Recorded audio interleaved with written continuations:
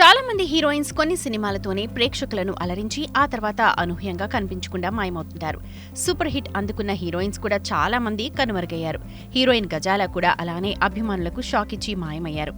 అయితే ఇప్పుడు ఈ బ్యూటీ మళ్లీ కనిపించారు. తన లుక్స్ తో మరోసారి అందర్నీ షాక్ అయ్యేలా చేస్తున్నారు.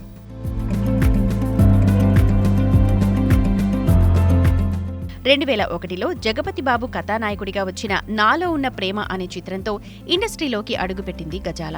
స్టూడెంట్ నెంబర్ 1, కలుసుకోవాలని సినిమాలతో టాలీవుడ్లో స్టార్ ఇమేజ్ వచ్చేలా చేసుకుంది. గజాల ఎక్కువ సినిమాలు చేయకపోయినా మంచి క్రేజ్ మాత్రం సొంతం చేసుకుంది.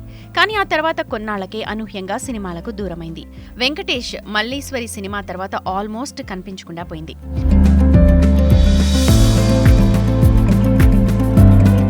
కానీ ఆ తర్వాతే ఆత్మహత్యా ప్రయత్నం వార్తలతో సంచలనంగా మారింది. జూలై 22, 2002 హైదరాబాద్లోని బంజారాహిల్స్లో ఓ హోటల్లో నిద్ర మాత్రలు మింగి ఆత్మహత్యా ప్రయత్నం చేసింది. ఆమె ఫ్రెండ్ సమయానికి గుర్తించి నిమ్స్ హాస్పిటల్కి తరలించడంతో బతికిపోయింది.